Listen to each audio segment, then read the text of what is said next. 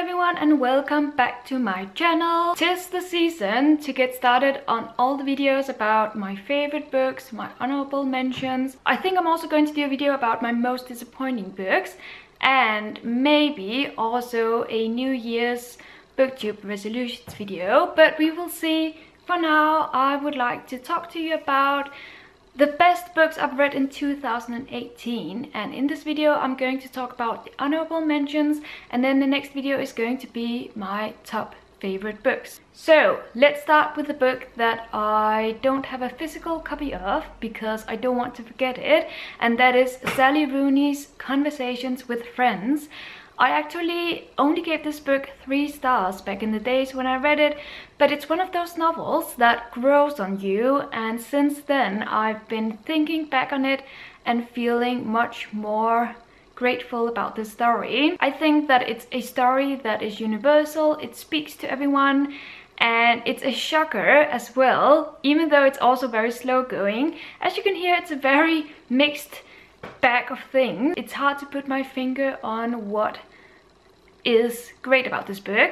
It's just a book you have to experience for yourself, I think, and I do want to read her newest book, the one called Normal People. I have put it on my Christmas wish list, so we will have to see if I receive it or not, but either way I am going to read that book in the new year. Let's move on to some physical books. In 2018 I started reading a Hungarian trilogy. This is the first book called They Were Counted by Miklas Banfi.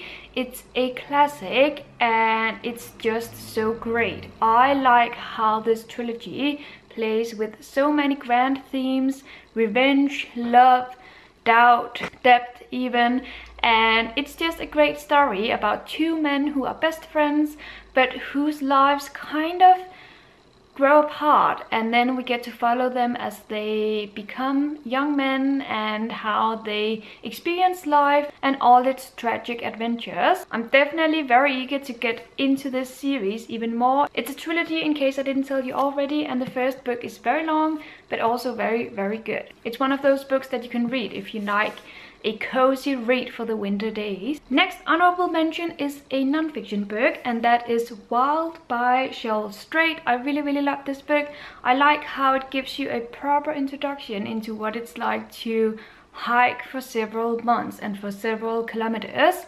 And it's also a personal account on this woman's life and what forced her into doing this hike, her thoughts during the hike, and it was just a very interesting and educating read. So one I really like. It wasn't a favorite book of all time because I did feel like she was making some life decisions that I did not agree with, and you don't have to agree with someone else's life decisions in order to like a book, but it just felt a little bit too extreme for my taste, and so I was a bit apprehensive in parts. But all in all, a great book that I definitely do recommend. And also the movie is what got me started on wanting to read the book. Then I have A Gentleman in Muscat by Amor Towles. It's a 5-star read for me, but it wasn't one of those books that has stuck to my mind, and therefore it's not on my absolute top favorite list, but definitely a great story which takes place in a grand hotel in Muscat.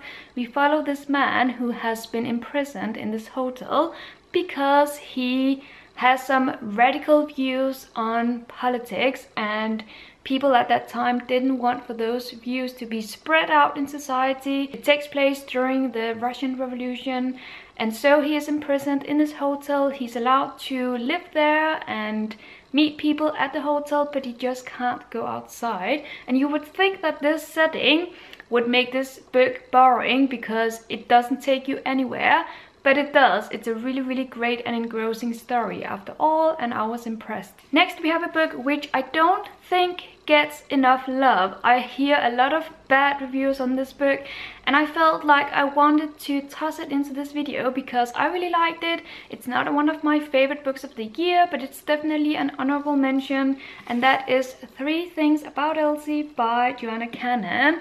I liked how this story warmed my heart, and it made me kind of look forward to growing old, and I don't know why that is because it's not a very pleasant story. It's a story about our main character, whose best friend is Elsie, and then we get to hear about those two elderly women and their friendship through the main character's eyes. And they live in this elderly home for retired people, is that what you call it? It's just a really funny, humorous, heartwarming story, and I really liked it, so I think it deserves a spot on my list, and I think it deserves more love than I feel like it has gotten. Now the next book is the one I'm currently reading, and maybe it's a bit too rushed to put it on the list already, but I feel like this is going to be one of my favorite books by this author, and I'm more than halfway through it and I'm still really loving it.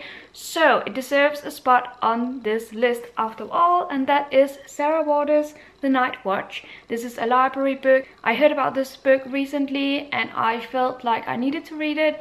I am a bit apprehensive when it comes to Sarah Waters and her books because I tend to not really like her endings, but I do really love her stories and her characters. So it's going to be interesting to see if I will like the ending of this book, but basically I love it because it tells a story backwards.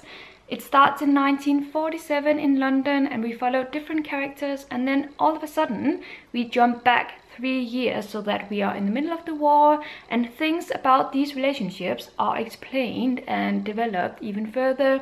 And I know that we are going to jump back in time even further at some point, and it's just a really great story. Then I have my first read by Kristen Hanna. This is The Great Alone. Kristen Hanna also wrote The Nightingale, which I have yet to look forward to, but this book was really great because it's a great story about nature. It's set in Alaska, and it's a story of a family who is forced to move to Alaska because of the father, who is being very dominant and very manipulative, and so he decides for them to move to Alaska. This is a brutal country and they are living there during the winter. Everyone keeps saying that you are surviving this place, you're not just living it, you have to really know the place in order to survive the winter. So the tension is set up pretty early in the story, and then we get to hear what it's actually like to live out there, very isolated with a very dominant father. I really like this book. I was very impressed. I think I gave it 4.5 out of 5 stars, and it's an author that I would like to read more from. So my next book is most probably going to be The Nightingale. Maybe that's the only book she has out, this one and The Nightingale. I don't know yet, but this one was definitely impressive and it's on my list for that reason. I have 2 books left, the next one being about cats, and that is this one, which I read pretty recently, The Traveling Cat Chronicles by Hiro Arikawa. Sorry if I butchered that. But this is a book about a cat and his owner, and parts of the story are told from the cat's perspective, which were really funny parts. I own a cat myself, so I find it very entertaining to imagine being inside the cat's head. But nevertheless, it's also the story of the cat's owner who has to get rid of his cat for some reason. We are not told why until later. And it's just a very heartwarming story. If you like cats, I'm pretty sure you're going to love this book as well. When I finished this book, my own cat was sitting in my lap purring, so it was perfect. It was a sad story, but it was also funny and just engrossing and all those words, so I really loved this book. And let's finish this list with the last book, which is actually the first book I finished in 2018 and I loved it, and that is The Revolution of Marina M by Janet Fitch. This is a huge novel. It's an 800-page novel. It's historical fiction and it's set during the Russian Revolution. So we basically follow our main character Marina, who is a young girl growing up during the Russian Revolution. She wants to take part in this revolution and take part in the fight. Her parents don't want that, so already there we have a conflict. And then it's about her growing up and becoming her own independent woman. I thought that it was a great read. It was a very long read. Long read, and then I realized towards the end that this is just book 1.